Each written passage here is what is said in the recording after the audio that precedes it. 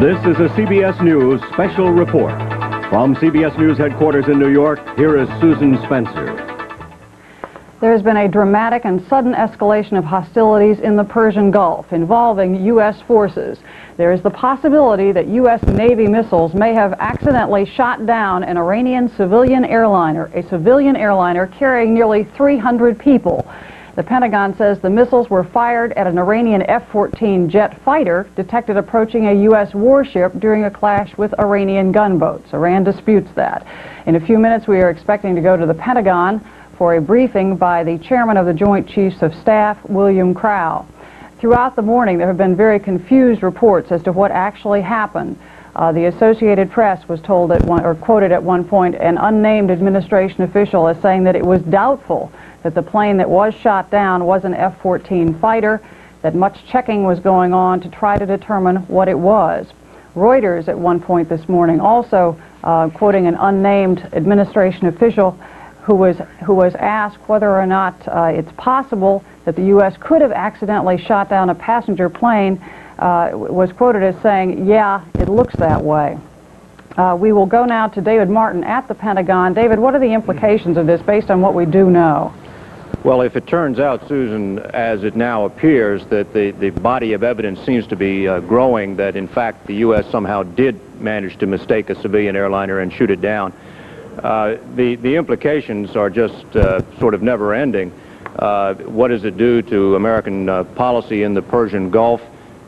Clearly, this is not going to help U.S. relations with any Islamic country, if in fact what we fear did happen. You can imagine the Russians unearthing all of the things the United States said during the shooting down of that Korean airliner back in 1983.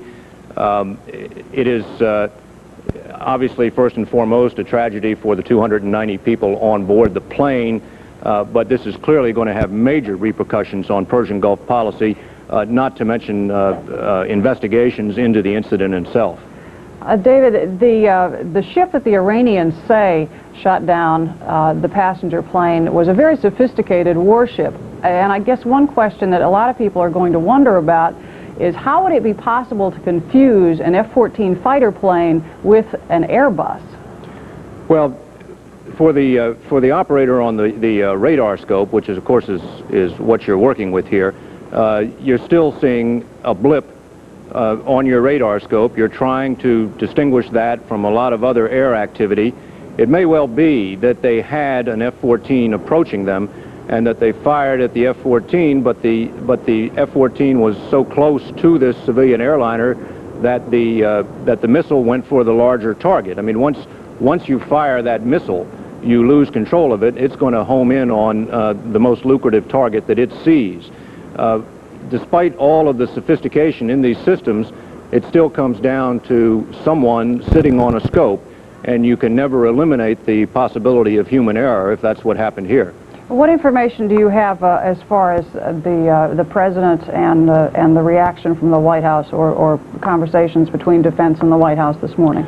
Well, all I can tell you about that is that the statement which Admiral Crow, the chairman of the Joint Chiefs of Staff, has been working on, it appears now for the last couple of hours, in which he will give, to the best of our knowledge at the moment, the events which happened, is being cleared by the White House.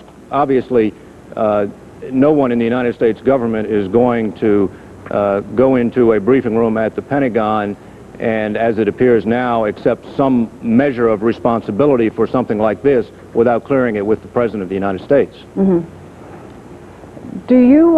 Would you expect that there would be, I mean, I guess the other question, apart from how could this possibly happen, what can we possibly do if in fact we have done this?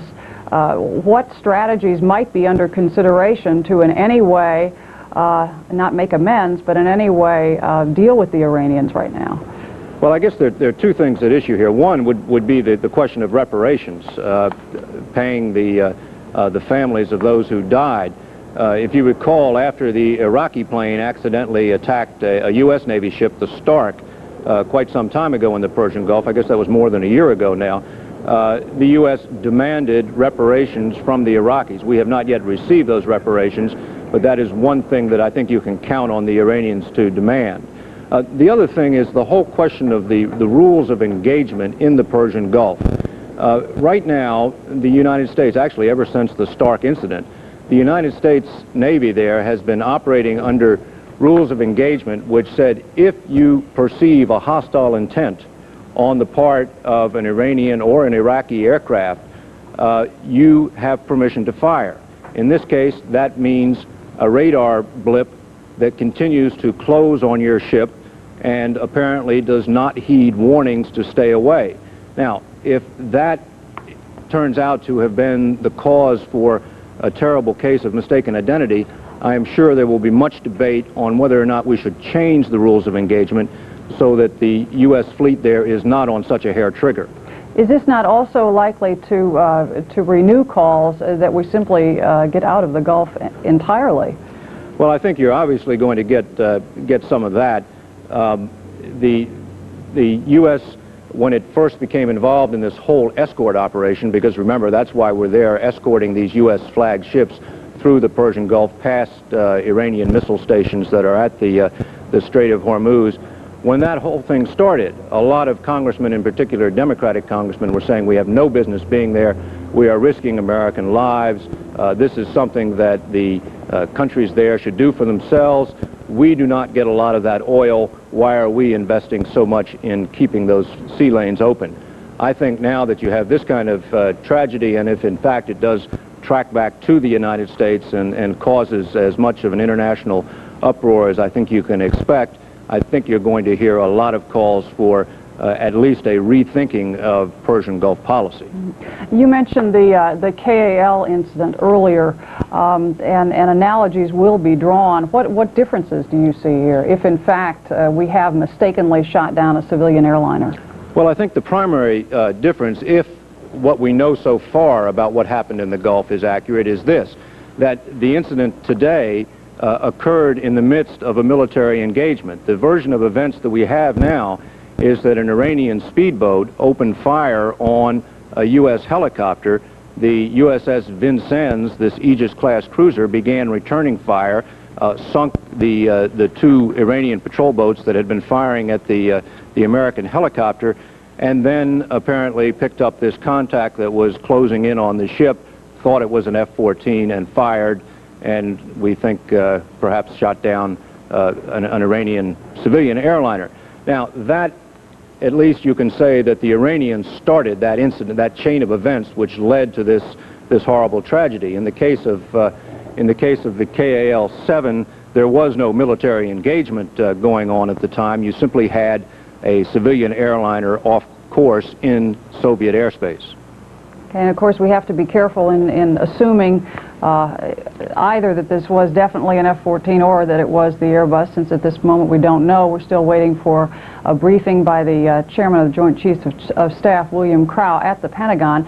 David, let me ask you one other thing. The Defense Department earlier today, the statements that were issued out of the Defense Department were very, very certain, or certain sounding, as to this having been an F-14 that was shot down. On the wires anyway, the spokesman was quoted as saying that the Iranian pilot approached at a very high speed in a manner that would have permitted it to attack the target, the Vincennes, that it was shot down with a standard U.S. missile.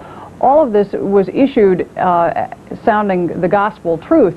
Then doubts began to surface. I'm a little bit confused as to why something would be said that sounded so specific when in fact there appeared not to have been all the reasons in the world to have assumed that that was the case. Well, it is an axiom here at the Pentagon, Susan, that the first reports are always wrong. And in this case, they were simply releasing here in Washington what the Vincennes, or the captain of the Vincennes, was reporting through his own chain of command. He obviously thought he had an F-14 on his scope. He obviously thought that he had shot down an F-14, and that's what he reported, and that's what the Pentagon Public Affairs Office released. Now they no longer believe that the Vincennes shot down an F-14. You have a lot of electronic data which people go over, and I think now we're going to hear from Admiral Crow. In a moment, he has an extensive statement to make, and after that he will take brief Q&A. Admiral Crow. Thank you, Dan. Good afternoon. After receiving further data and evaluating information available from the Persian Gulf, we believe that the cruiser USS Vincennes, while actively engaged with threatening Iranian surface units and protecting itself from what was concluded to be a hostile aircraft, shot down an Iranian airliner over the Straits of Hormuz. The U.S. government deeply regrets this incident. A full investigation will be conducted, but it is our judgment that based on the information currently available, the local commanders had sufficient reasons to believe their units were in jeopardy and they fired in self-defense. The sequence of events commenced when Vincennes' helicopter was fired upon by Iranian surface units at 10:10 a.m. local Gulf time. For correlation, that was 2:10 a.m. Eastern Daylight Time, approximately 40 minutes before the air action. Subsequently, the Vincennes identified the Iranian firing units and closed to engage. The Iranian gunboats turned toward Vincennes at high speed and were engaged at 10:42 with gunfire from the cruiser and the frigate Albert B. Montgomery. While so involved, the Vincennes detected an aircraft over Iran at about 10:47 a.m., again local time. This aircraft headed toward the Vincennes and commenced closing at high speed. Vincennes immediately began assessing this new threat. The suspect aircraft was outside the prescribed commercial air corridor. More importantly, the aircraft headed directly for Vincennes on a constant bearing at high speed, approximately 450 knots. A warning was sent on both military and civilian distress frequencies beginning at 10:49 a.m. This procedure was repeated several times, but the aircraft neither answered nor changed its course. There were electronic indications on Vincennes that led it to believe that the aircraft was an F-14. There have been a number of F-14 flights in the area over the last few days.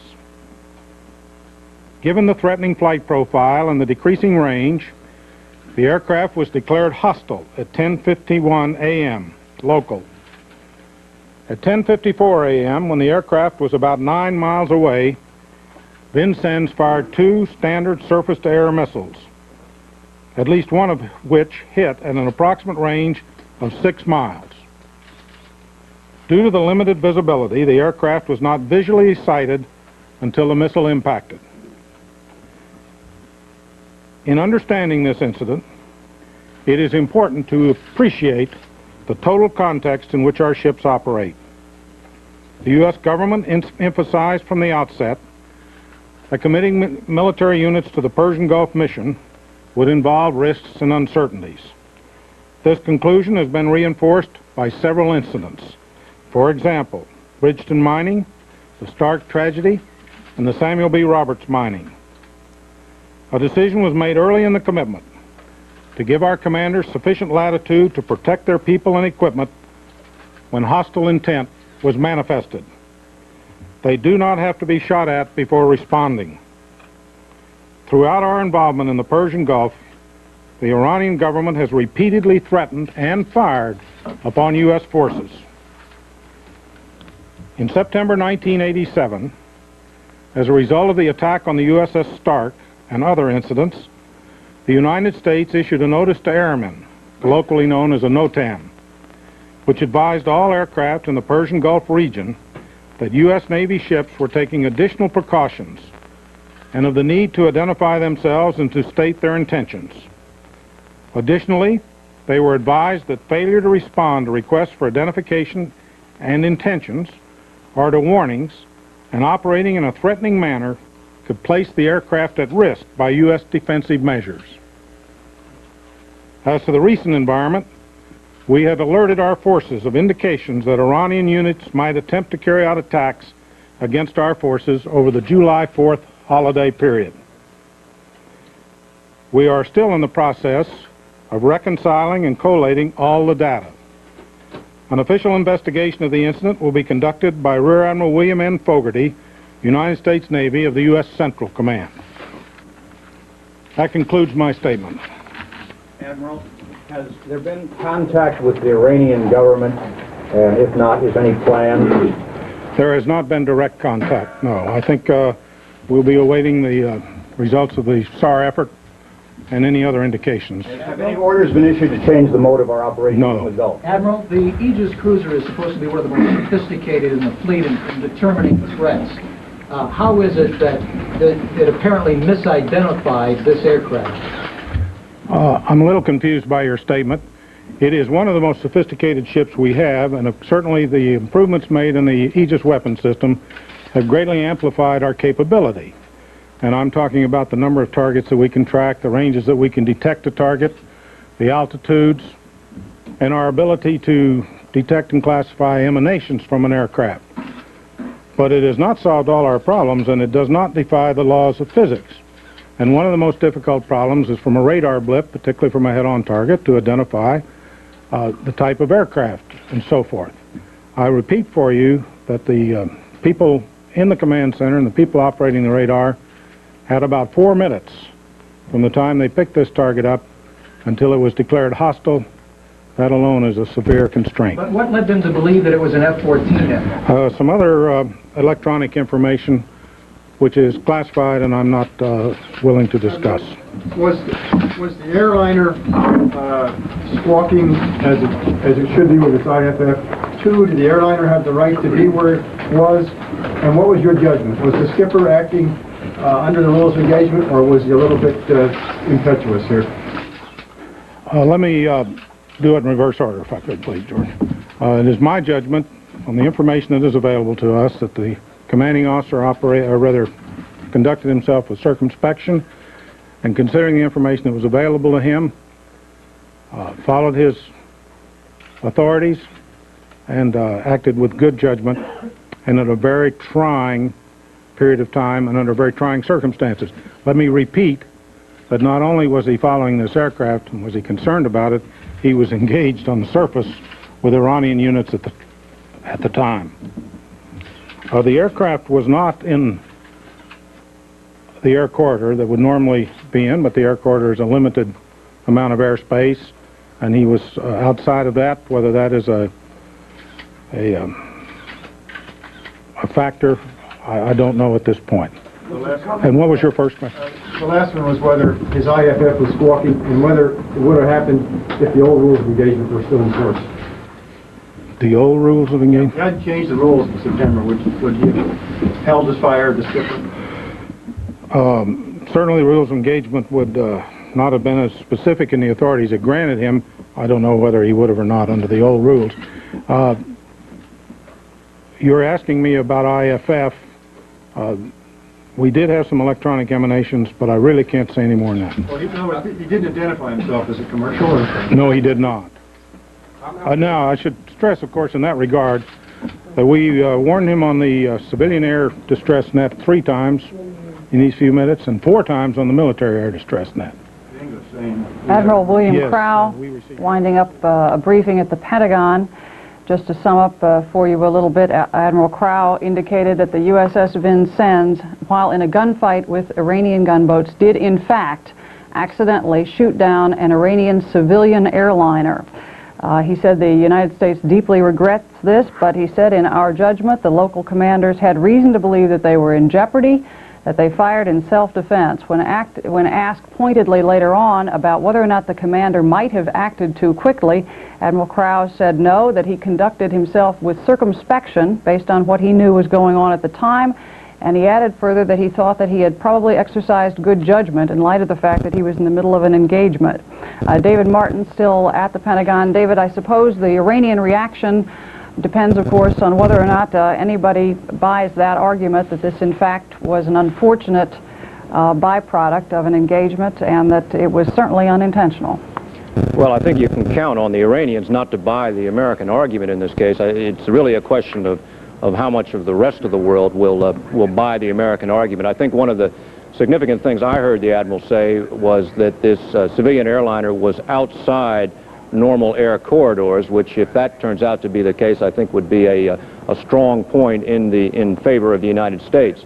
I think a lot more has to be found out about these electronic indications that the Admiral referred to. Did we have intercepted radio communications that we were listening to that made us think that an F-14 was about to attack a U.S. Navy ship? What were those electronic indications? That, he said, was classified, but it seems certain to me that sooner or later we're going to find that out. David Martin at the Pentagon, thank you very much. We also have word from the White House that the President has promised a full Department of Defense investigation. The quote from the White House is, "This is a terrible human tragedy. The United States deeply regrets any loss of human life." We'll be following this story later on as the events unfold from both the White House and the Defense Department. For now, this is Susan Spencer, CBS News, New York.